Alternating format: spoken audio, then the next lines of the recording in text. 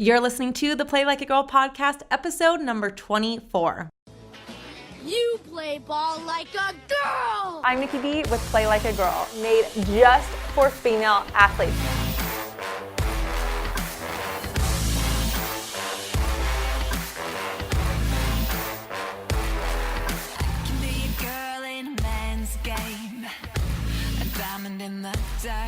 Hello, everyone. Welcome to the Play Like a Girl podcast. I'm your host, Nikki B. Here at Play Like a Girl, we aim to encourage more confidence in young women who play sports and give them the necessary tools and advice to have an amazing career in sports and beyond. If you are a young woman who plays sports and lives an active lifestyle, or you know one of these young women, I am so excited you are here. Each week, we will either bring you a guest in the sports world or have a roundtable discussion of the many taboo and important topics in the world of female sports. Are you with me? Let's change the game. All right, Plag listeners, today's guest is basically a badass. I know all of our guests are, but Robin Bone really defines what it means to play like a girl by competing with the boys, not giving up, and proving people wrong. She also basically defies gravity, which I find so freaking cool. She is a pole vaulter who's been told no, torn down, and made fun of, but she never let any of that stop her. Please give a warm Plag welcome to Robin. Well, hi, Robin. Thank you so much for joining us on the Play Like a Girl podcast today. Oh, no, thank you so much for having me. I'm so excited to talk with you guys. Yes, I'm so excited. We spoke to two of your really great friends on the podcast before, Arian and Megan, and they told us about you, and we were like, yes, we have to interview this girl. And after doing some more research on you, I got even more excited to talk to you because I think your story is very interesting and powerful. So I just can't wait for you to share everything about what you've gone through. So one thing that we do with our guests is a little rapid fire questions to get to know them a little better. So are you ready? Cool. Yes. Okay. So where do you currently live? Scottsdale, Arizona. Love it. Yeah, Michelle and I, we were just talking. We need to make a girls trip out there because there's so many amazing athletes, such a great group of you girls out there. Yes, there's a great group of girls here. You guys definitely need to come out. Yeah, some awesome athletes too. It's so cool. Okay. And where did you grow up? I was born in Toronto, and then I spent kindergarten through 10th grade in Darien, Connecticut, and then my family moved back to Canada. Oh, cool. Canadian girl. Yeah. Love it. Okay. So a little bit of both. Yeah, I love that. Okay. What sports did you play growing up? Gosh, I really played pretty much everything under the rainbow. I most was a competitive gymnast, so I did that pretty much from when I can remember all the way through the beginning of high school before I had to stop. Mm-hmm. And I also played softball, soccer. I played football. I played basketball. I played pretty much everything. I played lacrosse in high school. Yeah, I played a lot. And then I started everything. Track. Oh my gosh, such a well-rounded athlete. I don't even know how you kept up with all of those, but we will dive into that later. Okay, next question. What is your favorite quote? Oh my gosh, my favorite quote, I have so many. I think one of them, my dad always says this, I think about this pretty much every competition, is be the thermostat, not the thermometer. And it just means set the tone, and you don't need to always be concerned with your surroundings. Just focus on what you're doing and set the tone. Oh my gosh, that is good. I love that one. Okay. What is one of your superpowers? My superpowers? Oh gosh. Brief moments in the air. I do get to fly because I'm a pole vaulter, but I also am a good baker. A lot of people wouldn't know that, but I do bake, and not the fat-free, healthy kind, like the bad stuff. The good stuff. Oh my gosh, yeah. That's too funny. I was gonna say, I feel like one of your superpowers is just being able to be at defy gravity basically, but also a baker. I mean, we wouldn't know that, so you gotta bake us some cookies. Send them our way. We will gladly take them. Okay, and final question: who is your favorite athlete? My brother.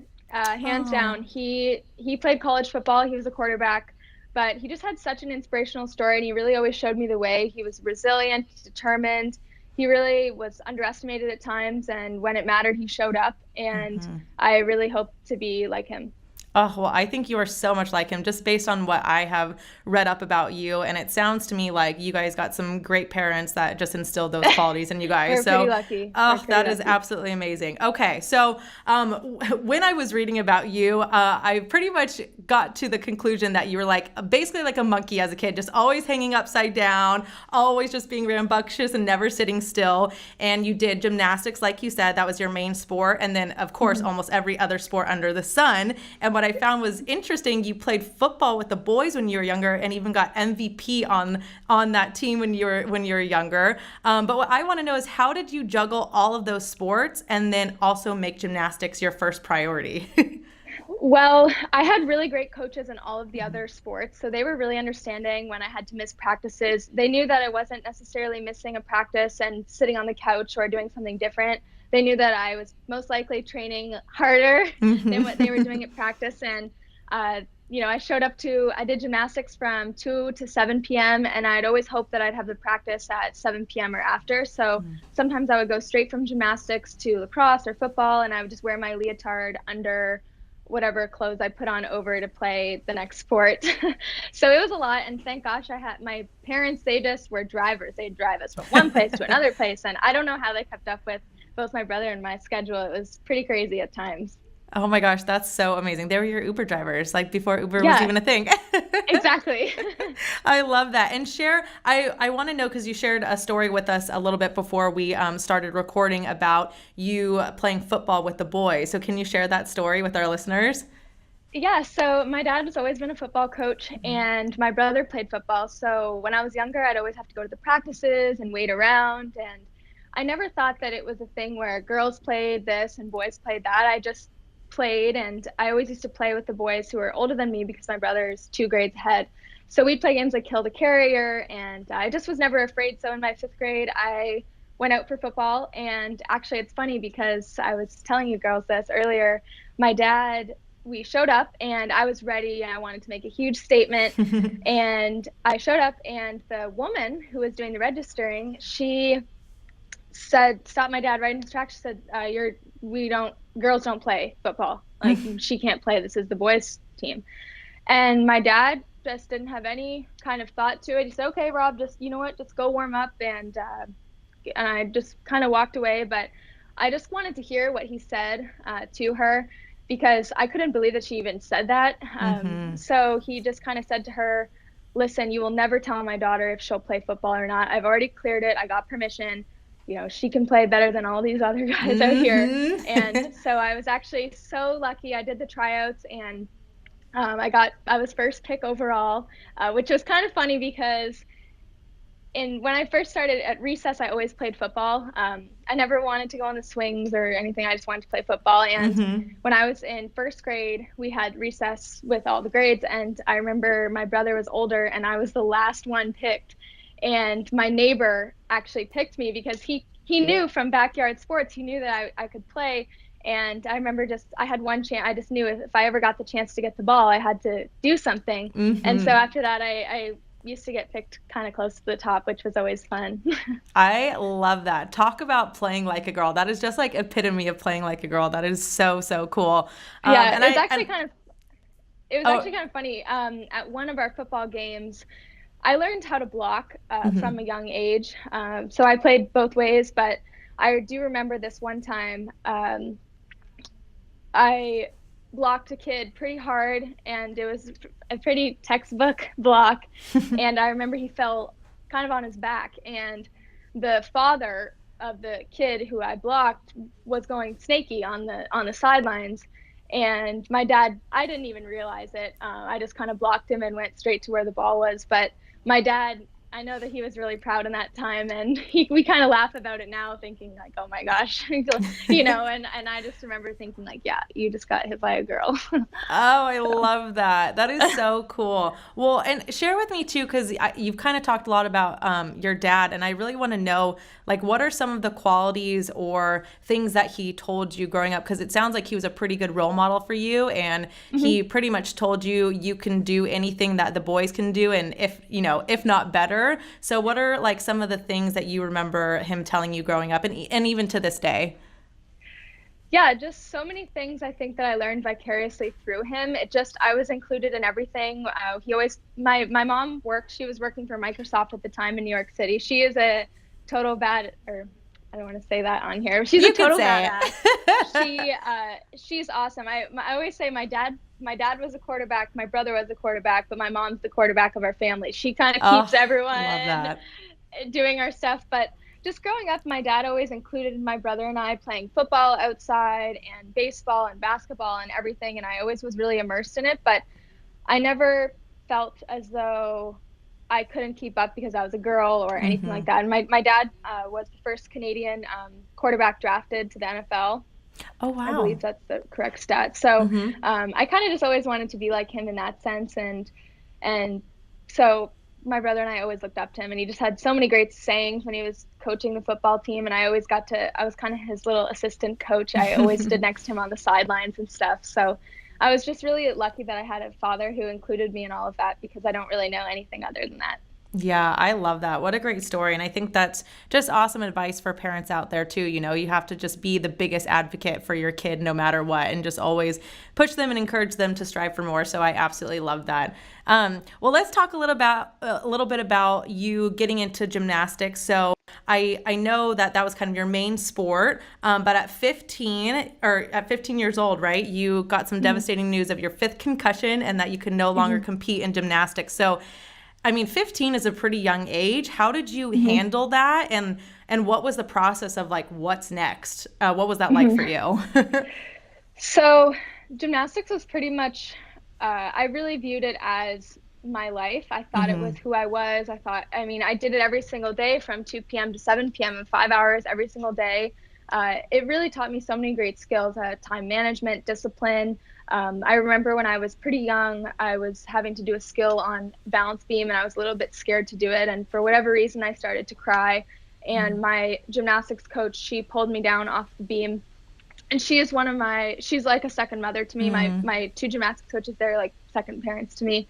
And she pulled me off beam, and I remember she sat me in front of the mirror and said, sit here and look at yourself. And I still think about it all the time. Sometimes when I'm having a weird day at track, I'll go to the bathroom and look in the mirror and talk to myself. But it was one of those things where gymnastics was my life, and in the gym it was like my second home, and I felt like I could conquer anything.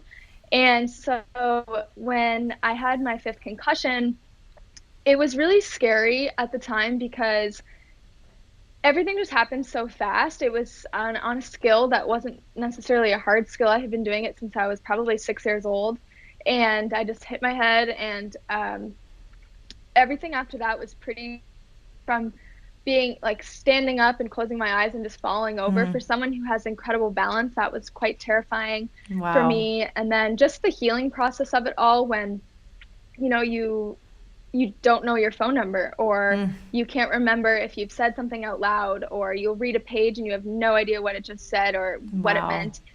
And so it was tough because, in ninth grade, you think that it's going to be this huge year and so much fun and all this. And I spent the majority of it, probably 3 or 4 months, in my bedroom in dark, trying to just let my brain heal because you can't have any stimulation. I had an incredible concussion doctor, and he really helped my family and I through that process. He was phenomenal. He's back in Connecticut. And it wasn't necessarily until I went and kept doing the same tests. We did them over and over and over. And at certain points, it kind of halted. It stopped improving. And I just remember my last test that I did, I thought for sure that this was going to be the one where I was going to get cleared to go back to gymnastics and everything, because I was back in school at that point. I was able to see friends, and I just didn't fully feel like myself until I was in the gym, right? And so I took the test and I thought it was great. And my parents got called into the room, and I thought they were coming in because he was going to say, we're good now, she can go back. And he came in, and I remember sitting in this chair, and my parents were kind of standing next to me, and he sat down in the chair, and he just kind of got right to the chase, and he just said, Robin, it's not safe for you to do gymnastics. Wow. And I remember thinking immediately, just being so irritated, thinking, I've waited 6 months, like how much longer do I have? I'm doing everything. Come on, like everything's okay. I have a little bit of post-concussion syndrome just with certain things. But so I said, well, when can I return to gymnastics? And my parents were kind of nervous because I know that they knew that how, I don't want to say necessarily that I was depressed, but how dark of a time I was going through without it. And he just repeated the same thing. He just said, Robin, it's not safe for you to return to gymnastics. And that's when it totally just hit me like a ton of bricks. You know, I still get emotional thinking about it just because I was so young at the time. And I totally identified as being that gymnast. And, Right. you know, I'd won state championships and I was always the one doing tricks and flips. And I really felt like that was who I was meant to be. And when that happened, I just totally shut down. I don't really remember much after that, except for driving on the way home. And, you know, my mom and I were in the car, and I think my dad took a separate car there. And so we were meeting back at home, and my mom just said, look, you know, we'll take you. You can go talk to Lori and we'll talk to Frank. And those were my two gymnastics coaches. And I remember I showed up at the gym and I just, you know, burst into tears because I didn't know how to even explain it. And God bless my coaches. They just listened while I like, you know, when you're crying so hard, you can't even get it out. And so they listened and they just told me, you can still be part of it. You can help coach. You can come in whenever you want. You know, we're always going to be behind you. And, you know, I played other sports. I made varsity lacrosse as a freshman, so I was looking forward to that in the spring. We actually won states my freshman year lacrosse, which was pretty special, but I didn't care at that time. I didn't care about anything but gymnastics, and so I was quite down for a long time and a lot of tears. And, you know, I'm so thankful that for my family and my friends, they just constantly helped me get through it. And I just remember my parents were getting dressed up to go somewhere, and I remember laying in their room on the bed watching TV, just feeling totally sorry for myself. And I think they just had enough. I think maybe this was about a month after, and I can't remember which one said it, but they both were like, listen, you gotta stop. It's enough. You know, you can't do it anymore, but gymnastics is not who you are. It's just what you did. Right. And they both assured me I was a sister, I was a friend, I did all these other sports, I was creative, I had, you know, business abilities. I had all these other things going for me, but gymnastics wasn't who I was. It's just what I did. And I think when they told me that, I always go back to that now that I'm a pro track and field athlete. I just make sure that I always see outside the world of track and field. I just have a broader understanding of all the things that are out there. And so after that, my friends were great. They encouraged me to go out for the track and field team, and I knew I was fast, so I figured I would just do the 100 meters or the hurdles. And so I did start with the 100-meter hurdles and the long jump, and I actually even did the triple jump for a bit. But it wasn't until the track coach said, you were that gymnast. And obviously I was so proud of that. Aww. And I said, yeah, I am. And he said, well, you're going to be a pole vaulter. And I had never even heard of pole vault, but I said, okay, I had vault in the word, and it sounded like fun. So I started, and it was kind of funny because I knew that there was a competition in 2 weeks, and I wasn't going to tell my parents because I just was worried that after having all the things that I loved kind of taken from me, I was scared, just not my family or anything like that, just things that I enjoyed doing that I loved to do taken from me. I was worried that they were going to say no right away, or my concussion doctor was going to say no right away. And sure enough, I, practiced it for, a couple days, and I really only jumped 4 feet high. I mean, it really wasn't very dangerous how high I was jumping. So when I asked my parents, they said, look, we'll ask Dr. Lee. So we went to Dr. Lee, and he was just kind of like, come on, kid. I just told you to stop flipping through the air, and now you are trying to use something to propel yourself up there. Right. Like, come on, sit even down. Further, even higher. Yeah. And so thankfully, he kind of turned to my parents and kind of just said, what do you think? And I think at that point, they saw that I had some light in me and was excited about something, and I hadn't been like that in a long time. And so they said, we're okay with it if you're okay with it. And he said, yes, but she has to wear a helmet. And I said, all right, get me the helmet and let's Yep. go. So You're like, I don't even care at this point. yeah, exactly. I don't care.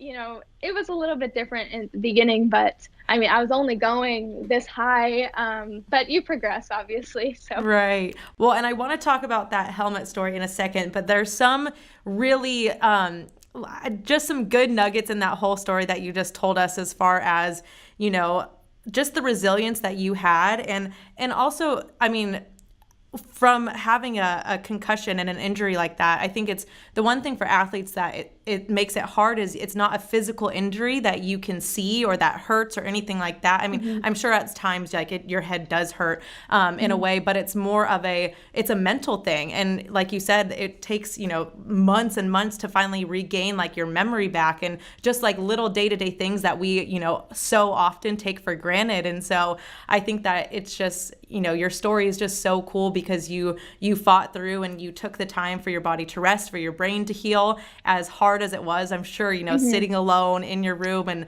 none of that brain stimulation, it must be hard, especially for an athlete. So I just think that's so cool that you did that. And then also your parents, I love the story of them kind of just telling you like, look, like enough is enough. You've cried about it. It's okay to mourn it. It's okay to be sad, but like, let's figure out something next. And the whole thing, I think a lot of athletes face is the identity crisis, right? Once they're done playing their sport, it's like, well, what's next? Because you identify yourself as a gymnast or a golfer or as a, track and field person or as a pole vaulter or whatever it may be. And it's like, well, now who am I? So I love that you still to this day know, like, yes, I'm a pole vaulter. Yes, I'm a track and field athlete. But at the end of the day, that's not all that you are. You have all these other things that you're great at. So I think I got to meet your parents. I feel like your parents are some awesome you people. Yeah. I just love them. They're amazing. I love those qualities that they've instilled in you. I think it's just really cool. And you can tell that you come from a great family. So that's absolutely amazing. But let's talk about the helmet story because I want to know more about that. I read about it and the story I read was so interesting. And it has, a little bit of a negative, it's a negative story where you're kind of bullied a little bit for wearing the helmet. So can you share that story with us? Yeah. So I was the only person to wear a helmet, and I pretty much still am. But it was kind of interesting because at the beginning in pole vault, everybody always sees it and says, oh my gosh, I could never do that. That looks so scary. I'd be so scared. But what they don't realize necessarily is at the beginning, you don't just automatically fly 15 feet in the air. You really start low. And I think my first competition, I jumped 5 feet and 6 inches. So really low. People high jump over that, okay? And so I tried it for 4 weeks in my freshman, or I think it was about 5 weeks in my freshman year. And then in my sophomore year was when I really felt like I started it. But so there was a competition where the seniors on our team were writing their SATs. And so my track coach, he said, look, you need to go to this invitational in New Haven, and it's a senior meet, but the seniors can't go, so you're going to go. And I remember thinking, awesome, I definitely don't deserve to go, but I'll go. And it was so much fun. But I do remember I came in last. I think I jumped 7 feet. I think last or, tied for last. And it was pretty tough because I went from going from gymnastics where it was state championships and I just knew how to get better and knew how to be at the top. And even in football and lacrosse, I always felt like I don't want to say they came easily to me, but I felt like I knew the path to work on to get to where I wanted to be. And track was just a whole different thing that I wasn't sure of. Nobody in my family was really involved with track before. I got my speed, I think, from my dad. My mom's a marathon lady, so I did not get any of that. Oh, wow. Yeah, but so when I went out, it was interesting because, by that time, I think I had pole vaulted for about a month, and I was still having quite a bit of trouble with it. And it was just really different. It was just really hard to go from being at the top to like really at the bottom. And I remember after this meet was over, some of the state's top vaulters were in line at the concession stand, and I was just getting something because I was doing hurdles as well. And I was standing in line with just my ponytail. And I remember thinking, I really want to talk to them. Maybe I'll get to know them, find out a little bit more about their course in pole vault. I did look up to them at that time. And I remember them laughing, and I thought, okay, this is like a good time to kind of interject, right? And I heard them, and they're like, oh my God, I would pay to watch that. She looks so stupid. Her helmet looks so dumb. Like, I would pay to watch her vault. And I remember thinking in line, it's so clear to me still, just thinking, okay, you think you know Helmet Girl? I'll show you Robin Bone. And that was the first time when I totally felt like I'm doing this and I I'm going to love get good at that. this. I love And that. I think I went straight home from that competition and just, it was kind of right when YouTube was starting to become a thing. And so I watched Yelena Symbayeva, the Russian pole vaulter. She's just the queen of pole vault. I watched her stuff over and over, and my parents bought me books, all the pole vault books probably available, and I just went haywire into learning pole vault. And from then on, I think it would have been in 2010, I PR'd by a foot. The next week, I PR'd by another foot. You know, a week later, I PR'd by 6 inches. And so I was starting to get up Wow. there. And it was interesting because now it wasn't kind of like, oh, Helmet Girl. It was like, who's that Helmet Girl? And it was fun because it was something that was new and exciting. And I really felt like I did it, you know? Right. And so we had state championships coming up, and I really wanted to win and let those girls know that Helmet Girl is actually Robin Bone. I love that. And so I, I put some rhinestones on the back of my helmet that said Bone, so I wanted to give it a little bit of a girly touch. And I remember the state championship meet. I did end up winning, which was Wow. just such a crazy thing at the time because I went from jumping so low to jumping pretty high very quickly.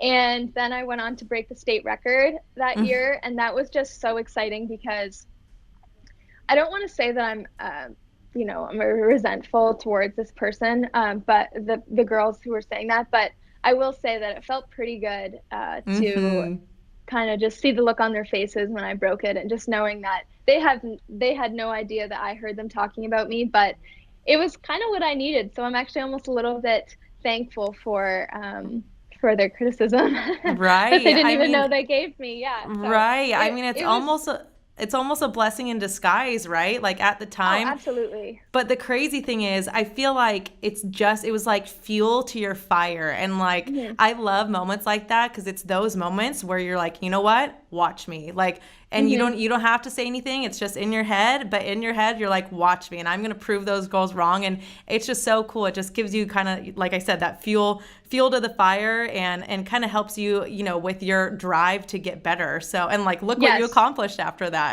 Yeah, absolutely. It was actually I just remember thinking, I have the best kept secret. They have no idea what I can do, but I'm going to figure out how to do it.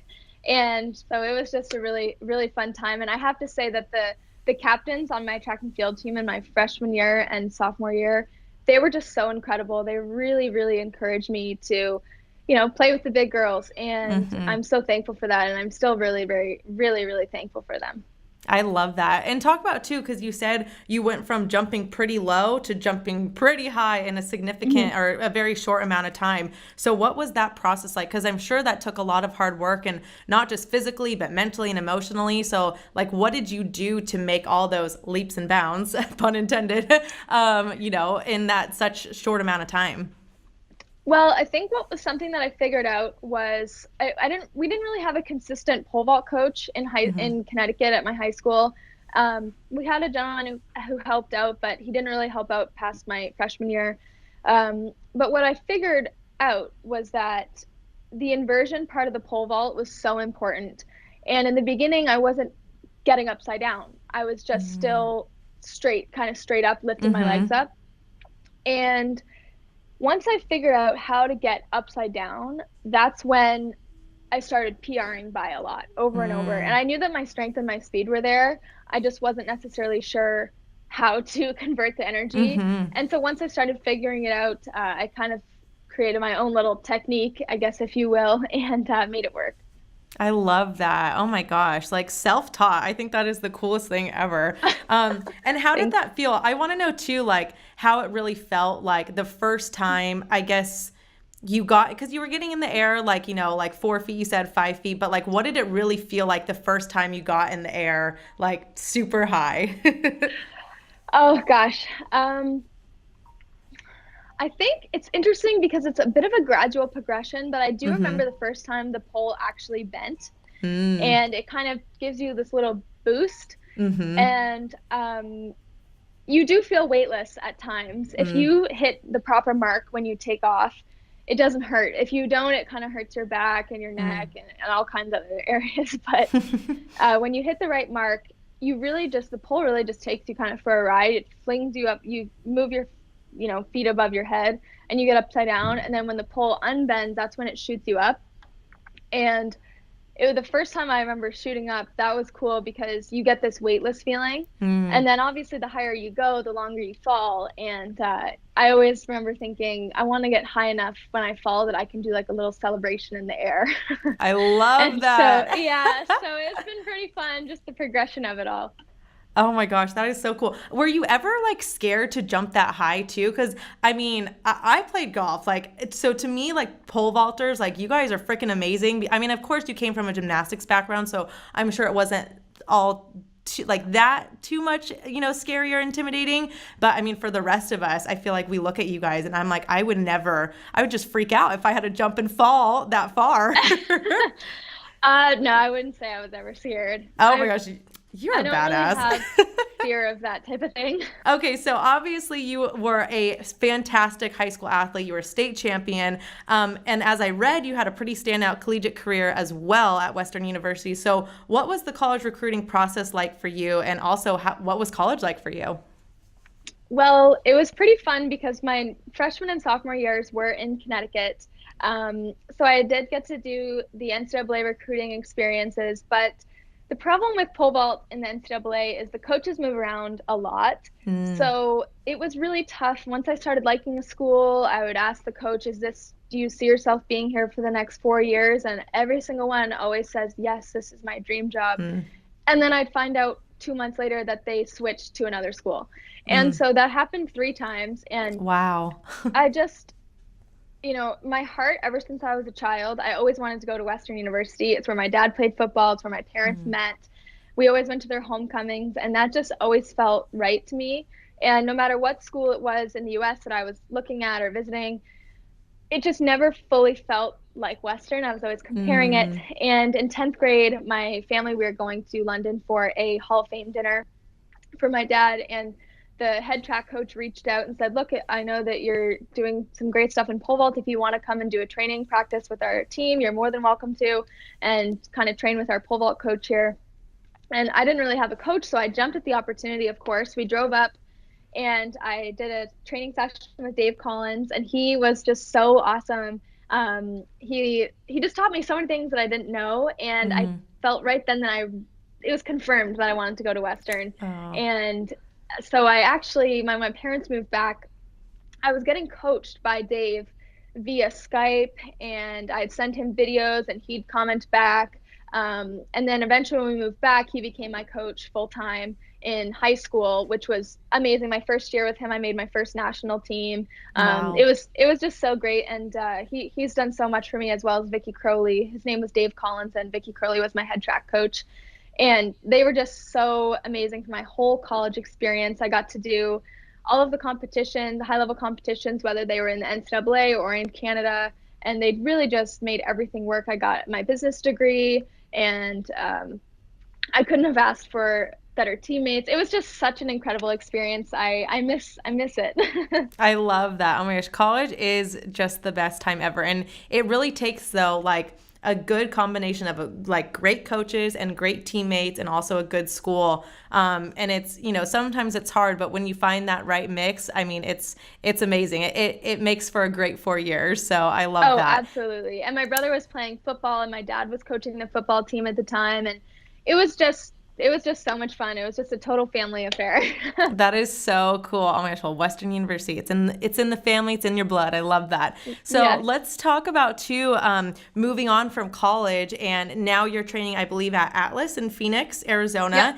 Yep. And it's funny, I read that your coach said that you had to train for 2 years to make some technical changes. And for you, I know for you for a fact, because of everything that you've said so far, I'm sure you have the patience and resilience and the hard work to do it. And I really do think that it's, patience and hard work that defines a true athlete, which I think obviously it's very obvious that you are. But what has, this process been like for you moving out from college and going into training and competing on the national team? What's this process been like for you?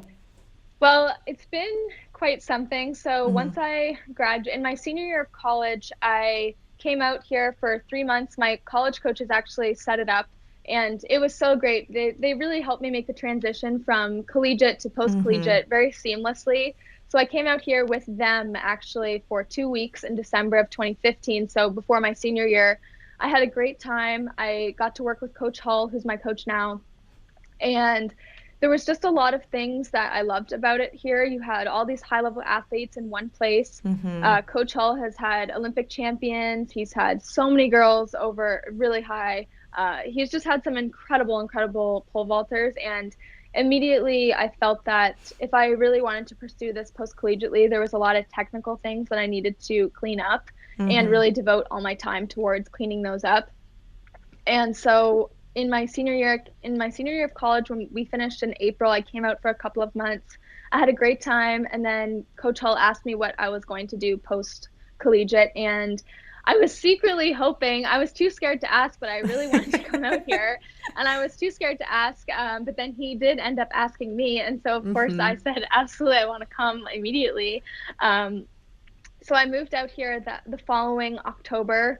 And I was doing a graduate diploma in professional communications. So I ended up doing a lot of that remotely from here as well. So we really made all of that work. But when I came out, he said, you have to give me 2 years. Okay. And that was really tough for me, just understanding that I wasn't going to be jumping very high for 2 years. I really had to go down to kind of come back up. And, don't get me wrong, it's been really tough at times, but I always just think back to the 2 years. He said 2 years, and I really trust Coach Hull. He's been around for a long time. He's done this a lot. So if there's somebody I'm going to trust, it's definitely him. And so things have been progressing, and I'm starting to get around the 2-year mark. So I'm really hoping that those results start to come. I love that. That is so, so cool. And I didn't know. So have you received your graduate degree yet? I mean, that's really cool. I think, like as a professional athlete, you were also balancing getting your graduate degree. So talk about that. What was balancing both of those things like? It just required a lot of scheduling. And then I also it was hard because I felt as though if I only did track, my mind would only be consumed with track all of the time. And because I'm my mother's daughter, she's just total businesswoman. I always wanted to keep some of that at the same time, just to make sure that I never felt too overwhelmed with track, because whenever I have downtime, obviously you always are thinking of what you can improve. And just for my own mental sake, I decided to keep TAing. So I TA like 3 courses at Ivy Business School in Western. I TA an MBA course, Master's in Science course, and undergraduate junior year business communications course. And it's so much fun because I just can stay in that loop and really feel as though I have other things going on other than track, so I'm not too congested with it. But so I had incredible professors. They were great. They really helped me coordinate, and they were so understanding. And I really appreciate everything that they did. And I had my academic counselor. Her name's Kelly Callahan. She's actually my best friend's mother, but she was just so instrumental in putting everything together and making sure it all worked and all my professors were on the same page. And without her, it really would have been quite difficult to do all on my own. So I'm really thankful for her as well. I love that. That is just so cool. And it really just goes back to the whole, athlete identity crisis thing. But I think it's cool that, you can't put all your eggs into one basket. Of course, you're going to compete your hardest 1000%. But at the same time, that you need to consume your mind with other things and kind of stimulate your brain in a different way versus just constantly thinking about pole vaulting and track and field. So that's amazing. I think that's the coolest thing ever. What is next for you? Because I know you talked about you're gonna the 2-year mark is coming up. So what is really next for you right now? So this indoor season, this is a really long track season this year. Worlds are in October. Typically they're at the end of July. So it's been really pushed back. It's in Doha, so it's super hot there, so they have to wait a little bit longer. But this year there's Pan Am Games as well as World Championships. And I've reached the Pan Am mark previously in my career. So I'm hoping that soon, once I start we call it get rolling on the bigger poles and stuff. We've done 2 competitions. It's just really been getting the cobwebs out, getting back into the competitive spirit. So we've done 2. We have one on Friday in Denver, and then we'll be done for indoors. And then we'll start our outdoor season at the end of April and kind of compete and strive to reach those marks. And more importantly, just focus on the technical changes that I've been working on for so long and hope that I can implement them in competition, and the heights will 100% be there. I love that. That is so, so cool. Okay, well, a couple more questions for you. One thing I want to know is, what is something that you wish you could tell your younger self? Oh my gosh.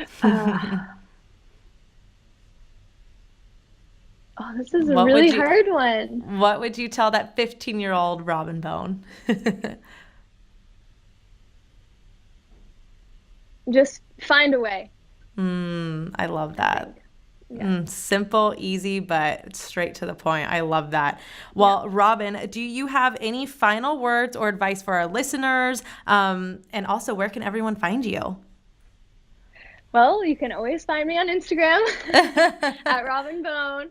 You can always find me at the track or at Exos. It's pretty much where I usually am. But I think my final words would just be, stay true to yourself and what you want to do, and always talk to yourself. Don't listen to yourself. So tell yourself what you want to hear. Don't necessarily listen to those inner thoughts. It's really important to just get rid of those, because sometimes we can be our harshest critic. So always talk to yourself and don't listen to yourself. Oh, that is so, so good. I love that. Okay, so final question for you, Robin. What does playing like a girl mean to you? Playing like a girl means just absolutely giving it your all. Doesn't matter who you're playing against, just be a total badass. Love that. Oh my gosh. Well, thank you so much, Robin. Really appreciate you coming on the podcast today. Oh, thank you guys so much for having me. I really appreciate it. Oh, you guys, I absolutely love that episode with Robin. She is just, like I said, a badass in so many different ways. And I actually loved really the way she talked about how she does things outside of her sport, and how, you know, she went through the whole athlete identity crisis thing, but she realized that she is more than just a gymnast or more than just a pole vaulter. And that was something that really stuck out with me, along with her tenacity and resilience and just keep fighting and keep doing what she loves to do. So I absolutely love this podcast, and please make sure to share this episode with a friend who you think will enjoy this podcast. I'd love to hear your feedback and thoughts on this episode, so head to iTunes to leave a review. You can also send any questions or topics you'd like us to cover by sending us a DM on Instagram at PlayLikeAGirlMP. We want to know what you want to hear. Before you go, screenshot this episode and tag us at PlayLikeAGirlMP so we know you're listening alongside us. Thank you so much for listening to episode 24 of Play Like a Girl. We hope you come back for more. Once again, I'm Nikki B, and remember to never stop playing like a girl. You play ball like a girl!